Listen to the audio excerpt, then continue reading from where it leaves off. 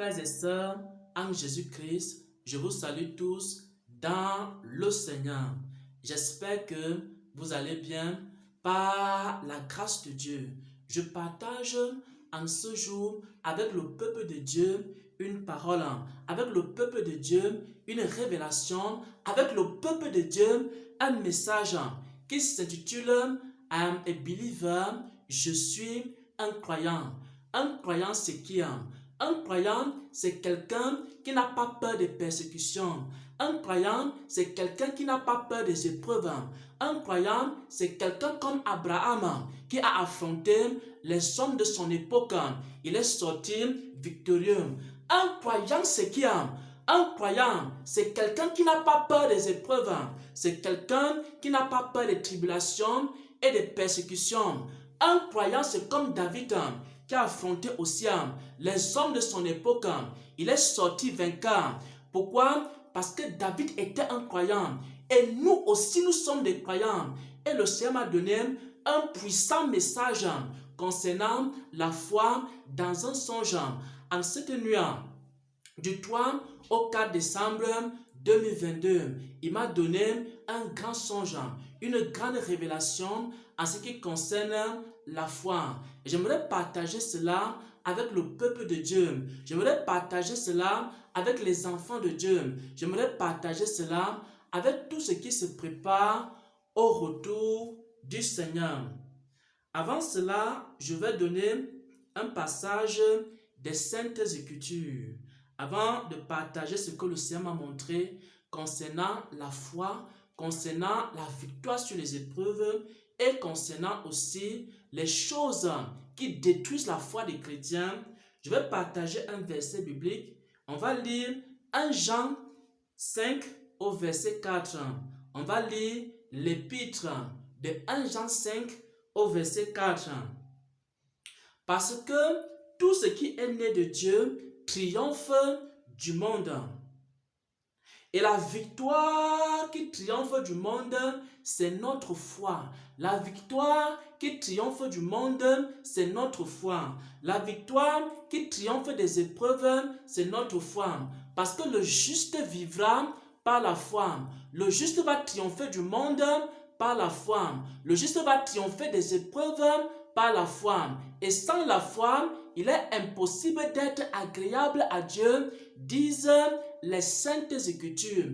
Et le Seigneur m'a montré cela, que dans ces temps la fin, dans ces derniers jours, où l'Église sera beaucoup persécutée, où l'Église sera beaucoup haïe, nous aurons besoin d'une chose. On aura besoin de la foi. On aura besoin d'avoir beaucoup de foi pour traverser les épreuves.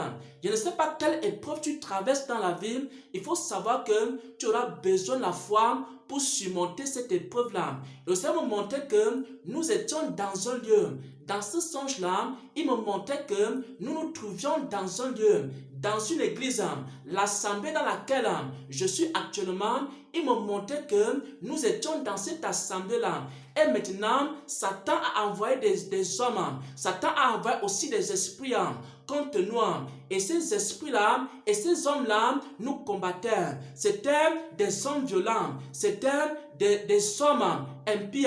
C'étaient des personnes qui étaient des persécuteurs de l'évangile et des persécuteurs de la sainte doctrine. Ils sont venus avec des armes pour nous détruire. Et quand on les a vus de loin, on a commencé à fuir. On a commencé à aller se cacher. On a commencé à abandonner l'œuvre et la mission pour laquelle le Seigneur nous a appelés. Ça, c'est la première image qu'il m'a montré. Il m'a montré ici que les soucis étaient entrés dans nos cœurs. Il m'a montré ici que la peur était entrée dans nos cœurs. Et parce que les soucis et parce que la peur était entrée dans nos cœurs, alors on a commencé à fuir nos ennemis, on a commencé à fuir les mauvais esprits, on a commencé à fuir les combats de la vie. Même à un moment donné, il m'a montré une deuxième image. Je me suis arrêté et j'ai cessé de fuir. Et quand j'ai cessé de fuir mes ennemis et les épreuves de la vie, alors il m'a donné un cantique. Un cantique dont le refrain c'est I am a believer. En anglais, I am a believer signifie que je suis un croyant. C'est-à-dire, le Seigneur me donnait un cantique pour me dire que je suis un croyant. Je suis un croyant comme Abraham était un croyant. Et parce que Abraham était un croyant, Abraham a triomphé des hommes de son époque. Il a triomphé de ses ennemis. I am a believer. Je suis un croyant. I am a believer like Abraham, like Moses. C'est-à-dire, je suis un croyant comme Moïse. Parce que Moïse aussi était un croyant. Et parce que Moïse était un croyant, il a triomphé des ennemis de son époque et des persécuteurs de l'évangile.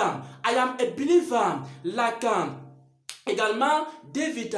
David aussi était un croyant. Il a triomphé des ennemis de son époque. I am a believer like et Daniel.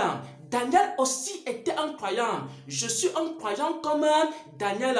Comme Daniel a triomphé, moi aussi je peux triompher. Et vous allez voir dans Hébreux 11, les héros de la foi, les grands croyants dans la Bible, que ce soit dans l'Ancien Testament, que ce soit dans le Nouveau Testament, il y a eu des hommes qui sont venus sur cette terre. C'était des hommes de la même nature que nous. Ils ont connu les épreuves, ils ont connu des persécutions, ils ont connu des outrages, ils ont connu toutes sortes de moqueries, ils ont connu des menaces de mort, ils ont connu le péril, ils ont connu le danger, ils ont connu toutes sortes d'ennemis, des hommes et des femmes qui s'attaquaient à leur vie. Ils ont mis les combats sur le plan physique, ils ont mis les combats sur le plan spirituel, ils ont connu toutes sortes également d'épreuves, mais ils ont triomphé. Pourquoi? Parce qu'ils savaient la foi. C'était des croyants, des believers, comme le Seigneur me montrait cela dans ce cantique-là. Alors, lorsque dans ce songe-là, j'ai commencé à chanter un cantique, et le cantique disait en anglais, I am a believer, c'est-à-dire en français, je suis un croyant. Alors, il y a une force surnaturelle qui entrait en moi. Et maintenant, je pouvais affronter mes ennemis. Et maintenant, je pouvais affronter les épreuves. Et maintenant, je pouvais affronter les autorités.